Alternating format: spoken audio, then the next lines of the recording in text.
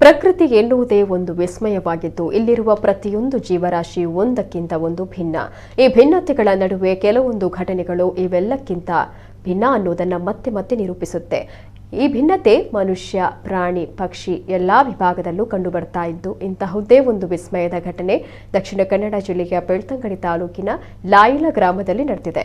ಲಾಯಿಲ ಗ್ರಾಮದ ಬೇಲಾಜು ನಿವಾಸಿಯಾಗಿರುವಂತಹ ಪ್ರಶಾಂತ್ ಎಂಬುವರ ಮನೆಯ ಕೋಳಿಯೊಂದು ಈ ರೀತಿಯ ವಿಸ್ಮಯ ಮೂಡಿಸುವ ಮೂಲಕ ಸುದ್ದಿಯಲ್ಲಿದೆ.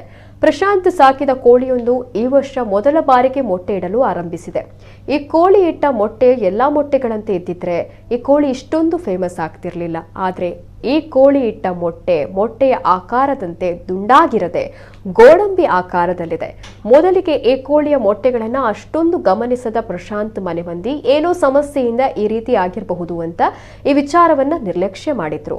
ಎರಡನೇ ದಿನ ಕೋಳಿ ಇಟ್ಟ ಮೊಟ್ಟೆಯು ಗೋಡಂಬಿ ಆಕಾರದಲ್ಲಿ ಮೂಡಿ ಬಂದಾಗ ಕೊಂಚ ಅಲರ್ಟ್ ಆಗಿದ್ದಾರೆ. ಮೂರನೇ ದಿನವೂ ಇದೇ ರೀತಿಯ ಮೊಟ್ಟೆ ಇಟ್ಟಾಗ ಈ ಕೋಳಿಯಲ್ಲೇನೋ ವಿಶೇಷವಿದೆ ಅಂತ ತಿಳಿದ ಮನೆ ಮಂದಿ ಬಳಿಕದ ದಿನಗಳಲ್ಲಿ ಕೋಳಿಯ ಮೊಟ್ಟೆಯನ್ನ ಪ್ರತಿದಿನವೂ ಪರಿಶೀಲನೆಗೆ ಒಳಪಡಿಸಿದ್ದಾರೆ. ಈ ಪರಿಶೀಲನೆಯಿಂದ ಮನೆ ಮಂದಿಗೆ ಕೋಳಿ ಇಟ್ಟಿರುವ ಮೊಟ್ಟೆಗಳೆಲ್ಲ ಗೋಡಂಬಿ ಆಕಾರದಲ್ಲೇ ಮೂಡಿ ಬಂದಿರೋದು ಆಶ್ಚರ್ಯಕ್ಕೂ ಕಾರಣವಾಗಿದೆ. ಪ್ರಶಾಂತ್ ಈ ವಿಚಾರವನ್ನ ಸ್ಥಳೀಯರ ಗಮನಕ್ಕೂ ತಂದ ಹಿನ್ನೆಲೆ ಗೋಡಂಬಿ ಆಕಾರದ ಮೊಟ್ಟೆ ಇಡುವ ಕೋಳಿಯ ವಿಚಾರ ಊರೆಲ್ಲ ಹರಿದಾಡಿದೆ.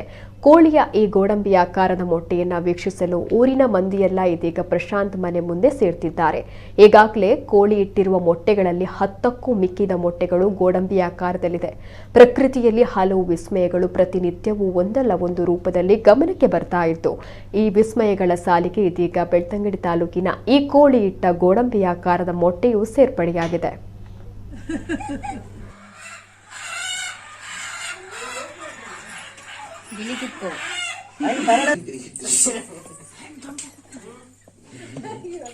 ಆಯ್ತು ಪೂರ ಇಡೀ ಉನ್ನಲ್ವಿ